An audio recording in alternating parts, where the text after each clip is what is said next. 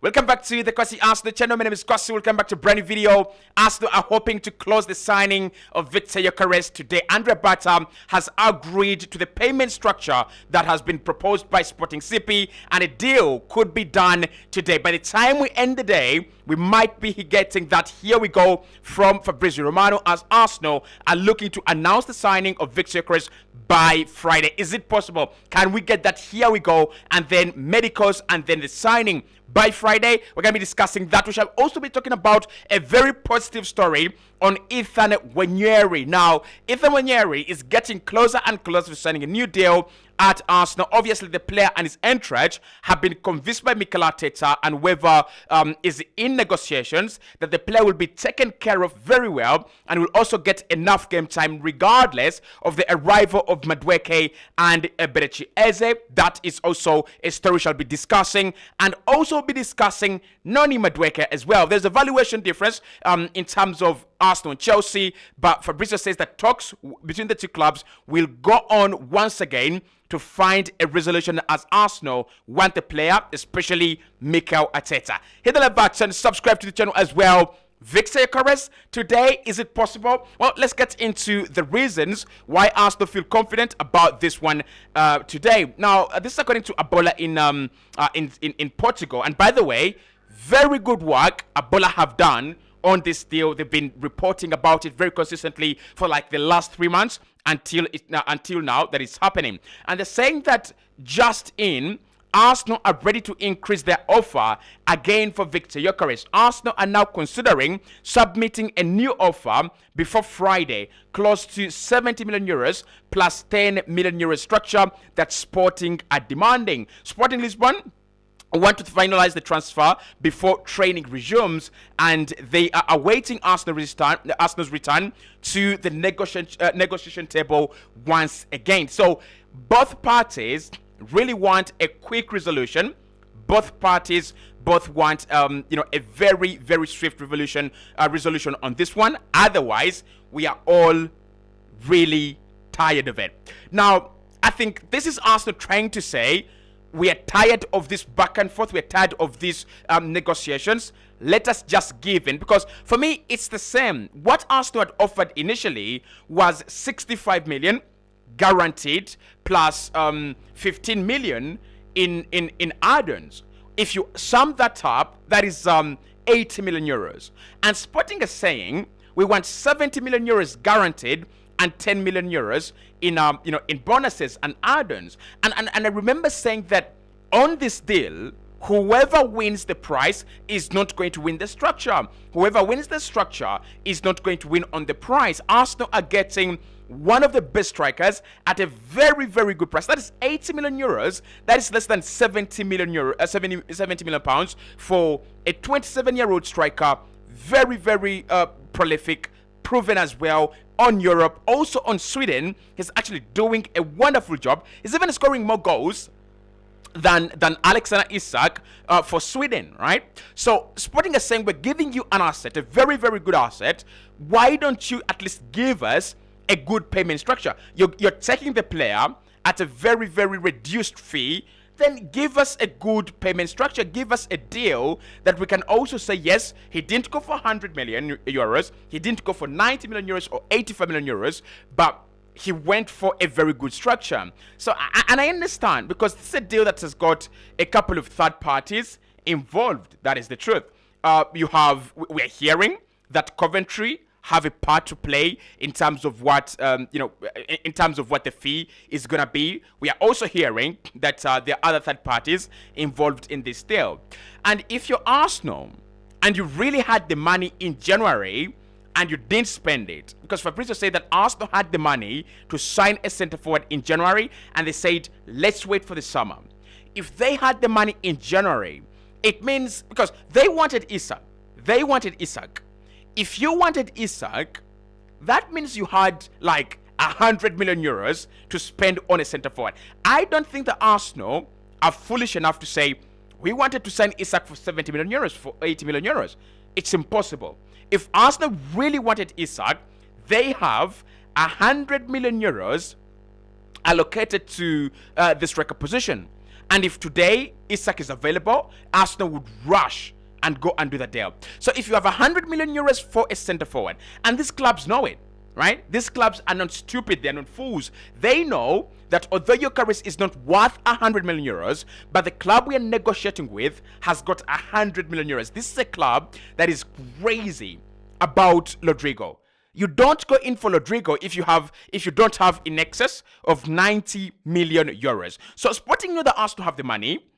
Even Leipzig, that is why they didn't sell to us, because they knew we had the money, but we were undermining their player. And Sporting have said, okay, you can undermine the value of Gyökeres. We also agree. He's 27, he's coming from Portugal. No one is going to give us 100 million euros.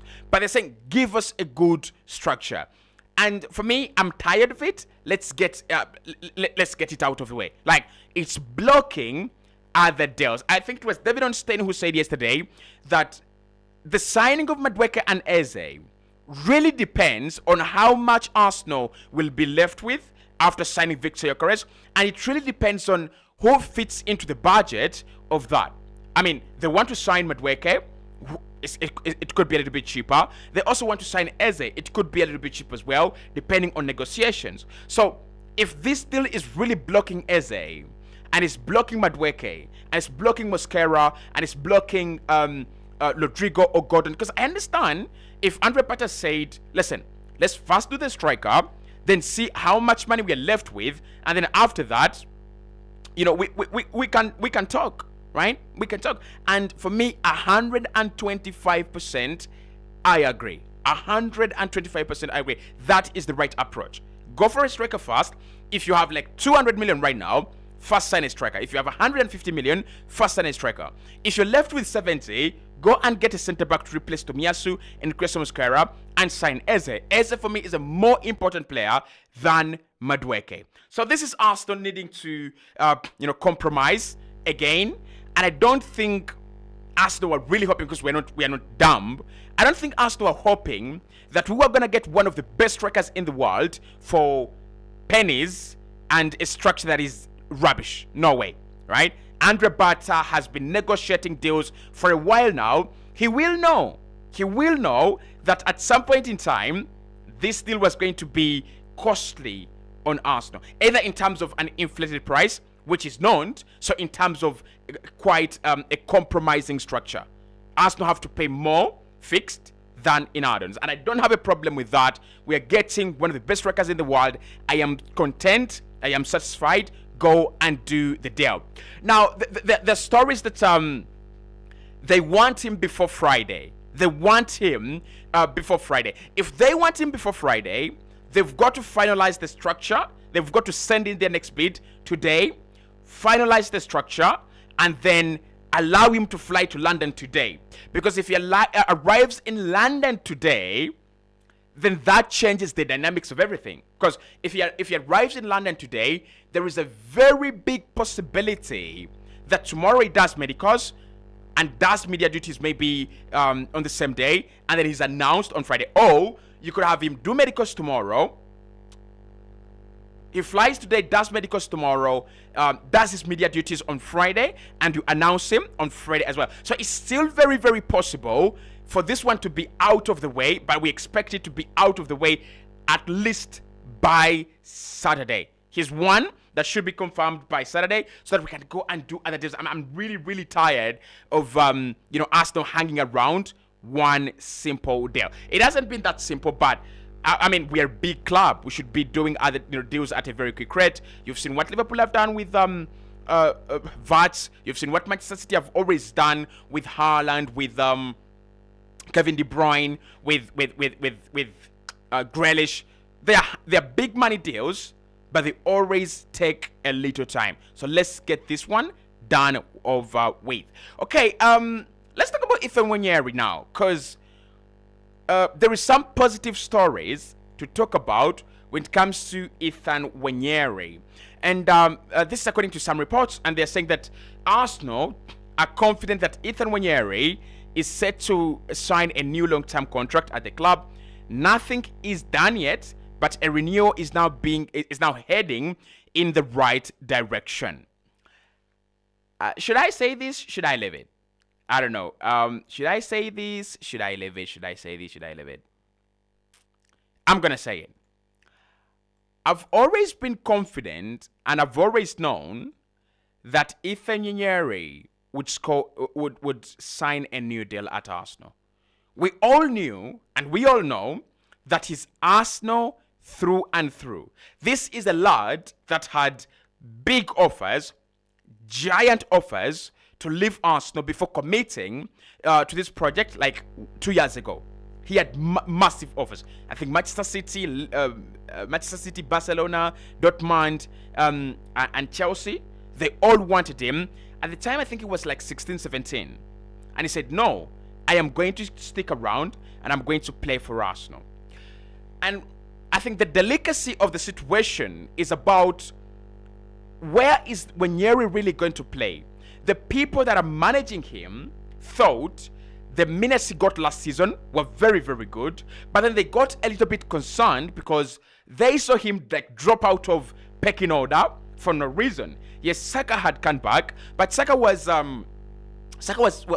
coming back from an injury, and you expected him to play a few minutes and maybe rest, and that happened. But the problem was, whenever Saka went off the pitch, instead of Nwaneri, Mikel Arteta actually called on to Martinelli, who is uncomfortable on the right hand side, and then he also brought in Sterling, a player that definitely was not going to be at Arsenal for long and was shite, absolute shite, abysmal of a package of performances.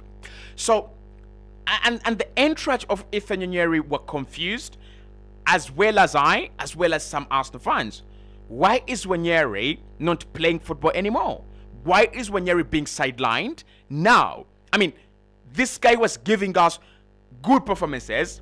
I remember that Leicester City game where Mikel Merino was introduced first as a number 9 after the injury of Kai Havertz. You remember that beautiful ball that was hanging there and then Merino just heads it in? That was Ethan Nwaneri pinging that ball up there, and he just disappeared.